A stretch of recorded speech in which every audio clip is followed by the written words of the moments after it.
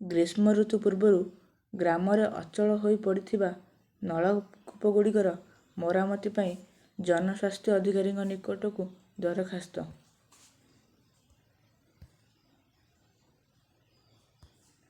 ମାନନୀୟ ଶ୍ରୀଯୁକ୍ତ ଜନସ୍ୱାସ୍ଥ୍ୟ ଅଧିକାରୀ, ଭଦ୍ରକ ଜିଲ୍ଲା, ଭଦ୍ରକ।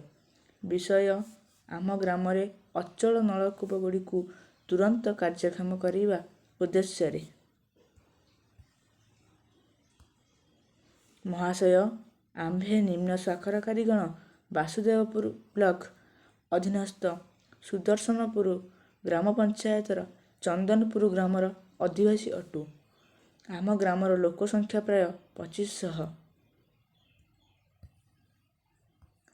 କେତେକ ସାହିରେ ନଳକୂପ ବସାଯାଇଥିବା ବେଳେ କେତେକ ସ୍ଥାନରେ ନଳକୂପ ନାହିଁ। ମାତ୍ର ଦୁଃଖର ବିଷୟ ଏହିକି ଯେ ପ୍ରାୟ 6-7ଟି ନଳକୂପ ଆଜକୁ 8 ମାସ ହେବ ସମ୍ପୂର୍ଣ୍ଣ ଅଚଳ ହୋଇ ପଡ଼ିଛି। ଆଗକୁ ଗ୍ରୀଷ୍ମ ଋତୁ ଆସୁଛି। ଜଳ ଅଭାବଜନିତ ସମସ୍ୟାରେ କବଳିତ ହୋଇ ଗ୍ରାମବାସୀମାନେ ନାହିଁ ନଥିବା ଦୁର୍ଦ୍ଦଶାର ସମ୍ମୁଖୀନ ହେବେ। ଏହି ସମୟରେ ନୂତନ ନଳକୂପ ଖନନ ପ୍ରାୟ ସମ୍ଭବ ନୁହେଁ।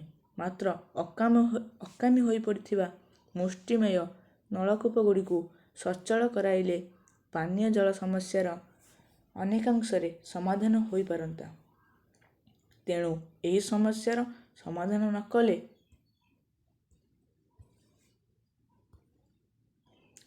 ପ୍ରବଳ ଗ୍ରୀଷ୍ମ ବେଳକୁ ନେଡ଼ି ଗୁଡ଼ କୁହୁଣିକୁ ବୋହିଯିବ। ନଳକୂପ ଜଳ ଅଭାବଜନିତ କାରଣରୁ ଅପରିଷ୍କାର ଜଳ ପାନ କରି ଗ୍ରାମବାସୀମାନେ ସଂକ୍ରାମକ ରୋଗର ଶିକାର ହୋଇପାରନ୍ତି। ଯଦି ଆମ ଚ୍ୟାନେଲକୁ ପ୍ରଥମ କରି ଆସିଥାନ୍ତି, ତେବେ ଆମ ଚ୍ୟାନେଲକୁ ସବସ୍କ୍ରାଇବ୍,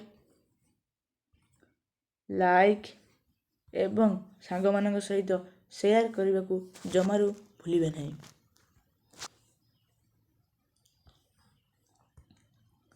ଏଣୁ ବିନୀତ ଅନୁରୋଧ କରୁ କି ଅଚଳ ନଳକୂପଗୁଡ଼ିକର ତୁରନ୍ତ ମରାମତି ନିମନ୍ତେ ପଦକ୍ଷେପ ଗ୍ରହଣ କଲେ